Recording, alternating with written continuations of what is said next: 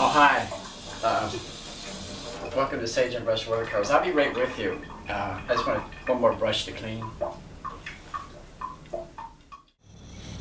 Okay, well, here we are back with our lighthouse finished painting. I put a mat on it. And today I thought I'd just kind of remind us of what we actually did, go back over the steps. Remember, the first thing we did was we put this art masking fluid, protected the lighthouse building, and that enabled me to put in a real strong sky wash. And then I lifted the masking fluid off with this. It's like an eraser. It feels like a piece of gum, like a shoe sole. I'm considering the whole lighthouse the center of interest, not just up here, but I want this whole thing. And to make it look like there's light coming this way, remember that's when we put in the shadows.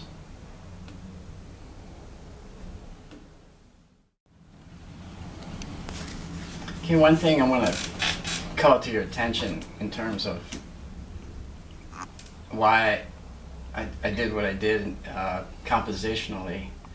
A long time ago, a friend of mine told me that if a painting has a Z, kind of a Z feel to it, in terms of angles, that's a good thing, and it kind of adds excitement and interest to the painting. So we have a Z in the sense that this angle comes down like this, the sky.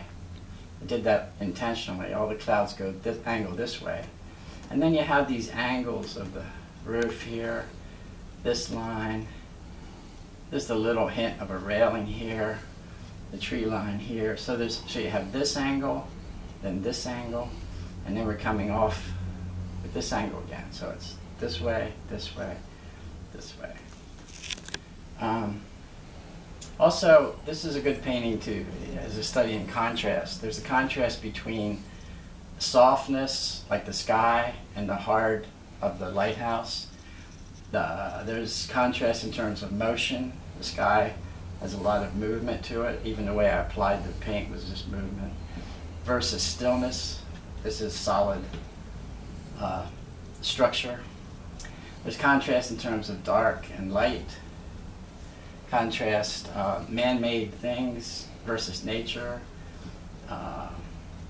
Contrast warm colors and cool colors.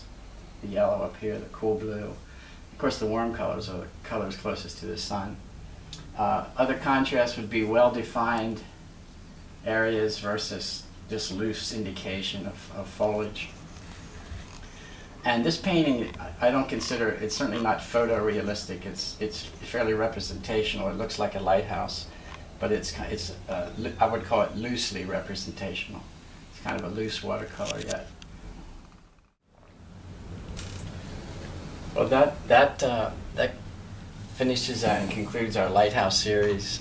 I think it took 8 steps. I appreciate everybody for following along.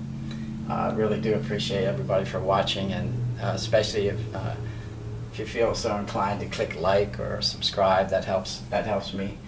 And I really don't know yet what I want to paint next. We're going to start another series. It's going to be interesting. I'm thinking about it, so stay tuned.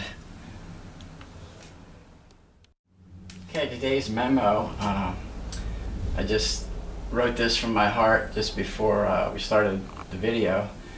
So consider spending less energy being critical and judgmental about your painting and your life, and concentrating more on the things, the everyday blessings that flow, the even little things that make your heart sing.